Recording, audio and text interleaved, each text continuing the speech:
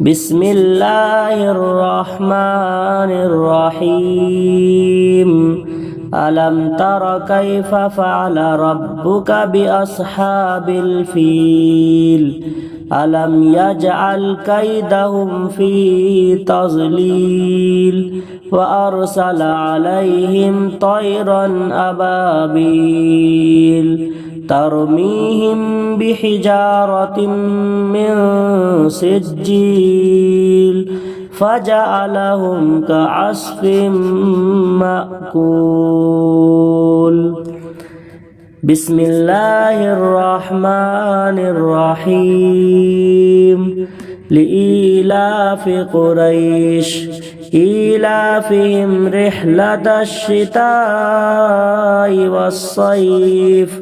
فليعبدوا رب هذا البيت الذي أطعمهم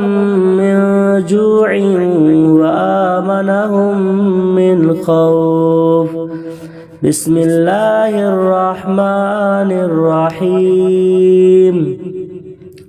أرأيت الذي يكذب بالدين فذلك الذي يدع اليتيم ولا يحض على طعام المسكين فويل للمصلين الذين هم عن صلاتهم ساهون الذين هم يراءون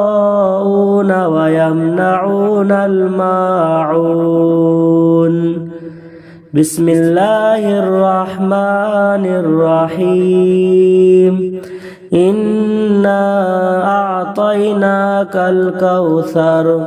فصل لربك وانحر إن شانئك هو الأبتر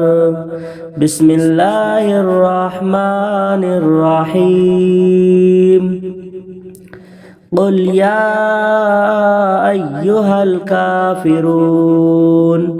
لا أعبد ما تعبدون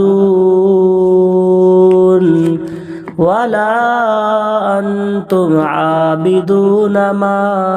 أعبد ولا أنا عابد ما عبدتم ولا أنتم عابدون ما أعبد لكم دينكم ولي دين بسم الله الرحمن الرحيم إذا جاء نصر الله والفتح ورأيت الناس يدخلون في دين الله أفواجا فسبح بحمد ربك واستغفر إنه كان توابا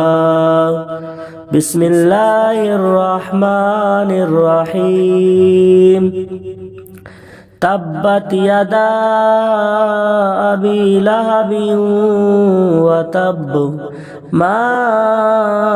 أغنى عنه ماله وما كسب سيصلى نارا ذات لهب وامرأته حمالة الحطب في جيدها حبل من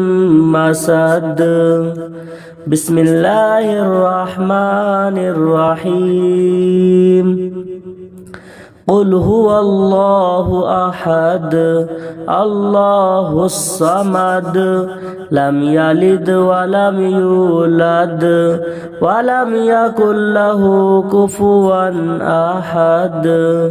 بسم الله الرحمن الرحيم قل أعوذ برب الفلق من شر ما خلق ومن شر غاسق إذا وقب ومن شر النفاثات في العقد ومن شر حاسد إذا حسد بسم الله الرحمن الرحيم قل أعوذ برب الناس ملك الناس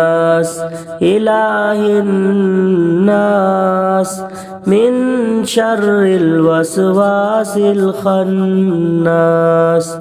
الذي يوسوس في صدور الناس